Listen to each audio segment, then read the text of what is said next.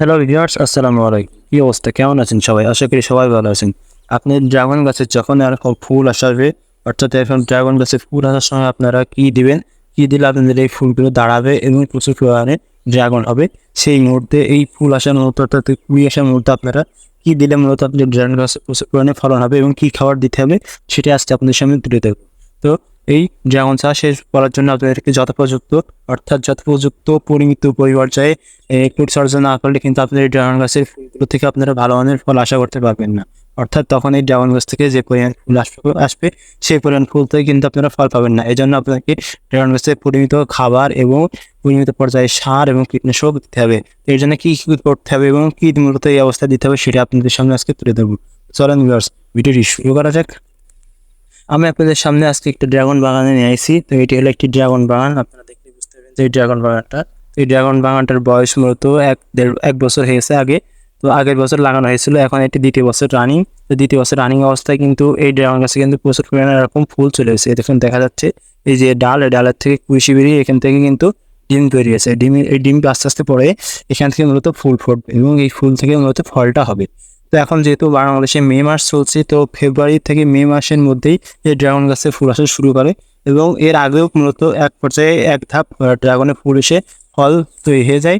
তো দেখুন এই একটা ফল তৈরি আগে তৈরি হয়েছে এবং দ্বিতীয় পর্যায়ে এই ফুলগুলো চলে যাচ্ছে। এই মুহূর্তে আপনাদেরকে যেটি দিতে হবে সেটি বলছি। তো আপনারা গাছের জন্য এক একটি গাছের জন্য half KG urea, half KG potash এবং হাফ কেজি ড্যাপ, অর্থাৎ হাফ কেজি যদি নাও দিতে পারেন, কমপক্ষে মিনিমাম আপনাদেরকে 200 গ্রাম করে পটাশ, 200 গ্রাম করে ইউরিয়া এবং 200 গ্রাম করে টিএসপি সার এই 3 ধাপে দিতে হবে। অর্থাৎ এই সারগুলো একবারে প্রথম ধাপে দিবেন, তারপর পরবর্তী পর্যায়ে এই ডিমগুলো যখন একটু বড় হবে তখন দিবেন এবং তৃতীয় পর্যায়ে যখন একটু বড় হবে অর্থাৎ ফুল যখন ফুটে যাবে সেই মুহূর্তে আপনারা দিবেন। এবং এর সাথে আর একটা দিতে হবে, সেটি হলো আপনাদেরকে বিভিন্ন যে ভিটামিন আছে বা বর্তমানে এই ড্রাগন চাষের জন্য প্রচুর পরিমাণে আমাদের বাজারে অত্যাধিক হারে ভিটামিন এবং ট্যাবলেট পাওয়া যায়। এই ভিটামিন এবং ট্যাবলেটগুলো আপনাদেরকে এই ড্রাগন গাছে স্প্রে করতে হবে প্রতিনিয়ত, অর্থাৎ এক সপ্তাহ পর আপনাদেরকে স্প্রে করতে হবে। এবং এই মুহূর্তে আপনারা দেখে থাকবেন যে ড্রাগন গাছে কিন্তু এই যে ডাল আছে ডগা, সেই ডগা কিন্তু খেয়ে নেয় একটা ধরনের পোকা।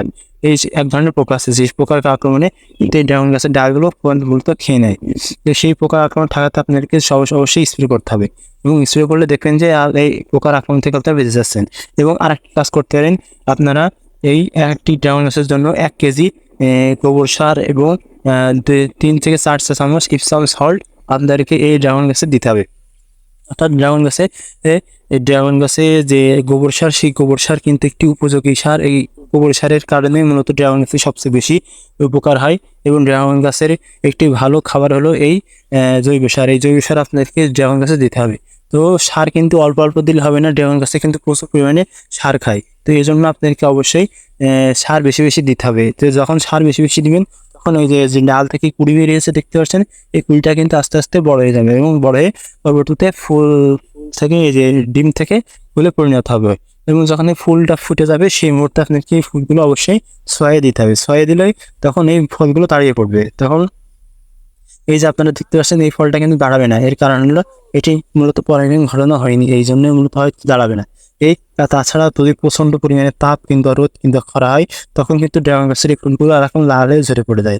এই জন্য আপনাদের যখন মে মাসের দিকে প্রচুর পরিমাণে বাংলাদেশে তাপ পড়ে থাকে, তো এই মুহূর্তে আপনারা যে উপরে ছাউনি সিস্টেম আছে, তো উপরে ছাউনি আকারে আপনারা কাপড় টাঙিয়ে দিতে পারেন। তাহলে কি হবে, এই রোদ প্রচুর পরিমাণে যে রোদ আছে সেই রোদটা মূলত ড্রাগন গাছের গায়ে লাগবে না।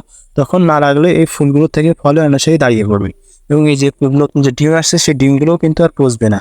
তখন আপনারা অনেক অনেক সময় দেখে থাকবেন যে প্রচণ্ড রোদের কারণে এই যে ড্রাগন গাছের এই ডালগুলো হলুদে পচে যায়। তখন এই রোদটা যদি আপনারা কাপড় উপরে টাঙিয়ে দেন, তখন এই কাপড়টা যদি রোদ ঠেকাতে পারবে তাহলে এই ড্রাগন গাছের ডালপালাগুলো আর হলুদ হবে না। তখন এই ড্রাগন গাছ থেকে আপনারা ভালো মানের ড্রাগন আশা করতে পারবেন। তো আপনাদের সামনে আজকে তুলে ধরলাম মূলত ড্রাগনের ফুল আসার মুহূর্তে আপনাদেরকে, অর্থাৎ এরকম যখন ডিম তৈরি হবে ড্রাগন গাছে, এই ডিম তৈরি হওয়ার মুহূর্তে আপনাদের ড্রাগন গাছের মূলত কী দিলে এই ড্রাগন গাছ থেকে আপনারা ভালো মানের ফল আশা করতে পারেন, সেটাই আপনাদের সামনে আজকে তুলে ধরলাম। তাছাড়া আপনারা যদি ড্রাগন গাছে প্রচুর পরিমাণে ফলন আনতে চান তাহলে ড্রাগন গাছে কিন্তু সারের কোনো বিকল্প নেই। আপনাদেরকে অবশ্যই সার দিতে হবে এবং আপনাদের যে মাটির জমি আছে, এই নিচের জমিটাকে অবশ্যই পরিষ্কার পরিচ্ছন্ন সবসময় রাখতে হবে। রাখতে পারলে মূলত ড্রাগন গাছে ভালো ফলাফল ফলাফল আশা করা সম্ভব। ড্রাগন গাছে প্রচুর পরিমাণে ফলন আনার জন্য আপনাকে বিভিন্ন ধরনের টেকনিক আছে, সেই টেকনিকগুলো অবশ্যই খাটাতে হবে। যদি টেকনিক না খাটান তাহলে কিন্তু আপনারা ড্রাগন চাষ করে বেশি লাভবান হতে পারবেন না।